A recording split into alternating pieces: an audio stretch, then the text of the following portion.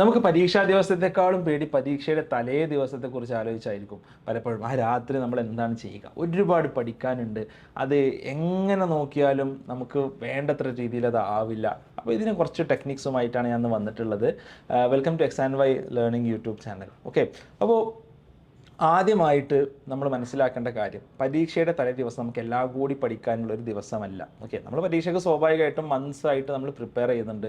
നമ്മുടെ സ്കൂളിൽ ഓരോ ദിവസവും പോകുന്നതും നമ്മൾ ഹോംവർക്കുകൾ ചെയ്യുന്നതും നമ്മൾ അതിനു മുമ്പുള്ള യൂണിറ്റ് ടെസ്റ്റുകൾ എഴുതുന്നതും നമ്മൾ റിവിഷൻ ചെയ്യുന്നതും എല്ലാം ഈ പരീക്ഷാ പ്രിപ്പറേഷൻ്റെ ഭാഗമാണ്. അപ്പോൾ തലേ ദിവസം രാത്രിയായിട്ട് you don't have to do any miracles, പ്രത്യേകിച്ച് ഒരു അത്ഭുതങ്ങളും നിങ്ങൾക്ക് പ്രവർത്തിക്കാനില്ല.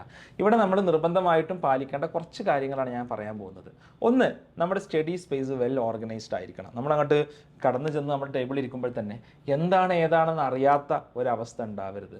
മാത്രമല്ല, ഒരുപാട് ഡിസ്ട്രാക്ഷൻസ്, നമ്മുടെ എന്തെങ്കിലും ഗെയിമിങ്സോ കാർഡ്സോ പുസ്തകങ്ങളോ ഫോണോ ഇങ്ങനത്തെ ഡിസ്ട്രാക്ഷൻസ് ഒന്നും ഇല്ലാത്തൊരു സ്റ്റഡി സ്പേസ് ആയിരിക്കണം നമ്മളെ സംബന്ധിച്ചിടത്തോളം നമുക്ക് വേണ്ടത്. ഓക്കെ, സോ അത്തരം ഒരു സ്പേസ് ഉണ്ടെങ്കിൽ മാത്രമേ നമുക്ക് സമാധാനപൂർവ്വം ഇരുന്ന് പഠിക്കാൻ സാധിക്കുള്ളൂ. പ്രത്യേകിച്ച് ക്ലട്ടേഴ്സ് ഒന്നും ഇല്ലാത്ത, പ്രത്യേകിച്ച് പ്രയാസങ്ങളില്ലാത്തൊരു സ്റ്റഡി സ്പേസ് ഒരുക്കി വെക്കുക എന്നുള്ളതാണ് ഇതിൽ പ്രധാനമായും ഒന്നാമതായിട്ട് നമ്മൾ ചെയ്യേണ്ടത്. രണ്ടാമത്, നമ്മൾ ലാസ്റ്റ് ഡേയ്സ് എങ്ങനെ റിവൈസ് ചെയ്യും എന്നുള്ളതാണ്. ലാസ്റ്റ് ഡേയ്സ് റിവൈസ് ചെയ്യുമ്പോൾ ഞാൻ നിങ്ങൾക്ക് ഒരു എക്സ്പെരിമെൻറ്റ് പറഞ്ഞുതരാം. 2 ഗ്രൂപ്പ് ഓഫ് സ്റ്റുഡൻസ്, ആ 2 ഗ്രൂപ്പ് ഓഫ് സ്റ്റുഡൻസിന് ഒരു പാഠഭാഗം പഠിക്കാൻ കൊടുത്തു. ഓക്കെ, 2 കൂട്ടർ അത് പഠിച്ചു. എന്നിട്ട് രണ്ടാമത്തെ ഗ്രൂപ്പിന് വീണ്ടും 2 ഗ്രൂപ്പിൽ ഗ്രൂപ്പ് എ ഗ്രൂപ്പ് ബി എന്ന് വിളിക്കാം. ഗ്രൂപ്പ് എക്ക് വീണ്ടും ആ പാഠഭാഗം ഒന്നുകൂടി പഠിക്കാൻ കൊടുത്തു. ഗ്രൂപ്പ് ബിയോട് പറഞ്ഞു, നിങ്ങൾക്ക് പാസേജ് തരുന്നില്ല, പകരം നിങ്ങൾ പഠിച്ച് നിങ്ങളൊന്ന് ഓർമ്മിക്കുക, നിങ്ങൾ സ്വയം റീകോൾ ചെയ്യുക എന്ന് പറഞ്ഞു. ഓക്കെ, എന്നിട്ട് 2 കൂട്ടരുടെയും അത് കഴിഞ്ഞിട്ട് എക്സാം നടത്തി. ഓക്കെ, അപ്പോൾ ഒന്നാമത്തെ കൂട്ടർ 2 പ്രാവശ്യം റിവൈസ് ചെയ്തു, രണ്ടാമത്തെ കൂട്ടർ ഒരു പ്രാവശ്യം അത് റിവൈസ് ചെയ്തു, രണ്ടാമത്തെ പ്രാവശ്യം അവർ റീകോൾ ചെയ്തു. ഓക്കെ, പിന്നീട് അവർ എക്സാം നടത്തി.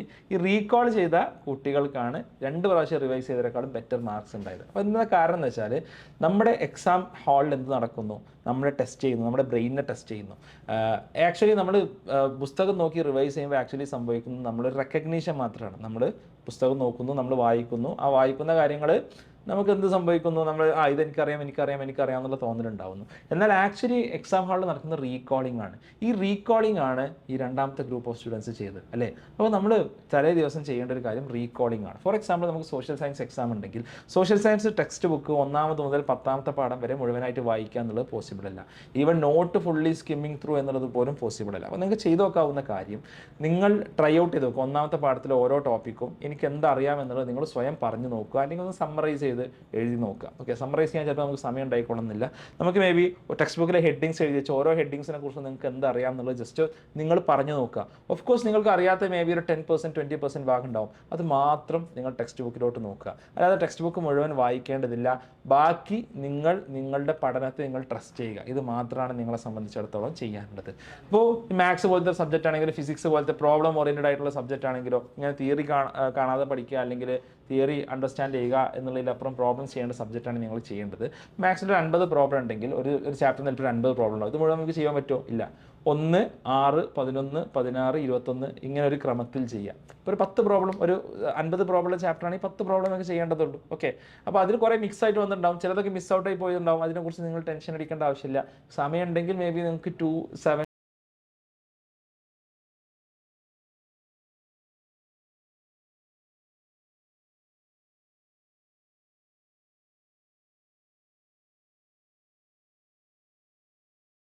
മൂന്നാമത്തെ കാര്യം, നമ്മൾ നാളത്തെ എക്സാമിന് ഇന്ന് രാത്രി തന്നെ റെഡി ആവണം എന്നുള്ളതാണ്. നമ്മുടെ ബാഗിൽ എന്തൊക്കെ വേണം, പെൻസിൽ വേണോ, പെന്ന് വേണോ, മറ്റ് ഇൻസ്ട്രുമെൻറ്റ് ബോക്സ് വേണോ, ലോഗരിതം ടേബിൾ വേണോ, എന്തൊക്കെയാണോ വേണ്ടത് എല്ലാ കാര്യങ്ങളും നമ്മൾ ഇന്ന് രാത്രി തന്നെ റെഡിയാക്കി വെക്കണം. നാളെ രാവിലേക്ക് അത് വെക്കരുത്. ഓക്കെ, നാളെ രാവിലെ നമ്മൾ പലപ്പോഴും പല കാര്യങ്ങളിലും ടെൻസ്ഡ് ആവും. ആ കാര്യങ്ങളൊക്കെ നമ്മൾ വെറുതെ ആ സമയത്ത് ടെൻഷനായി മറന്നു പോയിട്ട് സ്കൂളിലെത്തിയിട്ട് കാര്യമില്ലല്ലോ. അപ്പോൾ തലേ ദിവസം നമ്മൾ ബാഗ് ഒരുക്കി വെക്കുക എന്നുള്ളതാണ്. നാലാമത്തത്, നമ്മൾ തലേ ദിവസം നന്നായി റിലാക്സ്ഡ് ആവണം എന്നുള്ളതാണ്. അതിനെന്തെങ്കിലും റിലാക്സേഷൻ ടെക്നിക്സ് നമുക്ക് ഉപയോഗിക്കാം. നമുക്കൊരു ഡീപ്പ് ബ്രീത്ത് എടുക്കാം, ഇടയ്ക്കിടയ്ക്ക് ഒരു 30 മിനിറ്റ്സ് കഴിയുമ്പോൾ നമുക്കൊരു ബ്രേക്ക് എടുക്കാം. ഒരു 5 മിനിറ്റ്സ് നമ്മുടെ ഫാമിലിയുമായിട്ട് നമുക്ക് സംസാരിച്ച് വരാം. ഓക്കെ, കുറച്ച് വെള്ളം കുടിക്കാം. അങ്ങനെയുള്ള വളരെ സ്ട്രെയിൻ എടുക്കാതെയുള്ള റിലാക്സ്ഡ് ആയിട്ടുള്ളൊരു പഠനമാണ് നമ്മളെ സംബന്ധിച്ചിടത്തോളം 4ാമത്തെ ദിവസം വേണ്ടത്. 5ാമത് നമുക്ക് നമുക്ക് രാത്രി വേണ്ടത്. അഞ്ചാമതായിട്ട് എനിക്ക് പറയാനുള്ളത് നല്ലൊരു ഉറക്കം വേണം. മിനിമം ഒരു 6 hours നിങ്ങൾ ഉറങ്ങിയിട്ടുണ്ട്, കഴിയുമെങ്കിൽ 7 to 8 hours എക്സാമിൻ്റെ തലേ ദിവസം ഉറങ്ങിയിട്ടുണ്ട് എന്ന് ഉറപ്പുവരുത്തുക. നേരത്തെ പറഞ്ഞ പോലെ മിറാക്കിളൊന്നും ചെയ്യാനില്ല. ഇപ്പോൾ രാത്രി 9 മണിയാകുമ്പോഴത്തേനും നമ്മളൊന്ന് കിടക്കും, 9 ആകുമ്പോൾ ഉറങ്ങി രാവിലെ ഒരു 5-5:30 ആകുമ്പോൾ നമുക്ക് എണീക്കാൻ സാധിക്കും. ഓക്കെ, ആ ഒരു പ്രോപ്പർ സ്ലീപ്പ് നമുക്ക് കിട്ടില്ല. കാരണം ഈ സ്ലീപ്പിൻ്റെ സമയത്താണ് നമ്മുടെ ബ്രെയിനിൽ ഈ കാര്യങ്ങളൊക്കെ വീണ്ടും ഒന്ന് റീഅഫേം ചെയ്യപ്പെടുന്നത് എന്ന് സയൻസ് കൃത്യമായിട്ട് പറയുന്നുണ്ട്. ഉറക്കത്തിൽ നമ്മൾ മറന്നു പോവല്ലേ ചെയ്യുന്നത്, നമ്മൾ പഠിച്ച കാര്യങ്ങൾ നമ്മൾ ഒന്നുകൂടി ആക്ച്വലി ഓർമ്മിക്കുകയാണ് ചെയ്യുന്നത് എന്നുള്ളത് നമ്മൾ മനസ്സിലാക്കുക. ഓക്കെ, ആറാമത് ഹെൽത്തി ആയിട്ടുള്ള ഫുഡ് കഴിക്കുക, നന്നായിട്ട് ഹൈഡ്രേറ്റ് ചെയ്യുക.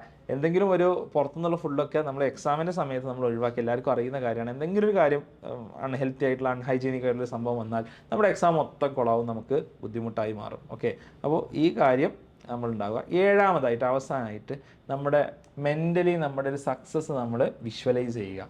ആ എക്സാമൊക്കെ 80-75 മാർക്ക് കിട്ടിയിട്ട് ടീച്ചർ പേപ്പർ തരാൻ വേണ്ടി വിളിക്കുന്ന രംഗം നമ്മളൊന്ന് ആലോചിക്കുക. അല്ലെങ്കിൽ A+ കിട്ടിയിട്ട് നിങ്ങളുടെ നാട്ടുകാർ ആദരിക്കുന്ന രംഗം നിങ്ങൾ മനസ്സിൽ ഒന്ന് വിഷ്വലൈസ് ചെയ്യുക. ഓക്കെ, അപ്പോൾ ആ ഒരു മുഹമ്മദ് അലി, ബോക്സറായിട്ടുള്ള മുഹമ്മദ് അലിയെ കുറിച്ച് പറയുന്നുണ്ട്. അദ്ദേഹം ബോക്സിങ്ങിൽ ഇറങ്ങുന്നതിന് മുമ്പേ ജയിക്കും. അത് ആ ജയിച്ച് ആളുകൾ റഫറി തൻ്റെ കൈ പിടിച്ചിങ്ങനെ ഉയർത്തുന്നതും ആളുകൾ ഇങ്ങനെ ആരവുണ്ടാക്കുന്നതും മനസ്സിൽ കാണുമായിരുന്നു. അത് മനസ്സിൽ കണ്ടിട്ടാണ് പുള്ളി ബോക്സിംഗ് റിങ്ങിലോട്ട് ഇറങ്ങിയതെന്ന് പറഞ്ഞത്. അതേപോലെ നമ്മളൊരു പോസിറ്റീവ് മൈൻഡ് സെറ്റുമായിട്ട് സക്സസ് വിഷ്വലൈസ് ചെയ്തുകൊണ്ട് ഒരു പോസിറ്റീവ് അഫർമേഷൻസ് പ്രാക്ടീസ് ചെയ്തുകൊണ്ട് നമ്മൾ എക്സാം ഹാളിലോട്ട് അല്ലെങ്കിൽ എക്സാമിൻ്റെ തലേ ദിവസം നമ്മൾ ഇങ്ങനെ റെഡി ആയിരിക്കണം. ഓക്കെ, അപ്പോൾ നിങ്ങളുടെ എക്സാം റിസൾട്ട്സ് എന്താണെന്നുള്ളത് താഴെ കമൻറ്റ് ചെയ്യുക. ഇതിൽ നിങ്ങൾക്ക് ഏറ്റവും കൂടുതൽ എഫക്റ്റീവായി നിങ്ങൾക്ക് തോന്നുന്ന കാര്യം എന്താണെന്നുള്ളതും നിങ്ങൾ എന്ത് ചെയ്യുക, നിങ്ങൾ ജസ്റ്റ് ഒന്ന് കമൻറ്റ് ചെയ്യുക. ഓക്കെ, നിങ്ങളുടെ കമൻറ്റുകൾ കേൾക്കാൻ വേണ്ടി ഞാൻ കാത്തിരിക്കുന്നുണ്ട്. അതിന് തീർച്ചയായിട്ടും നിങ്ങൾക്ക് മറ്റ് ഡൗട്ട്സ് ഉണ്ടെങ്കിൽ ഞാൻ റിപ്ലൈയും തരുന്നതാണ്.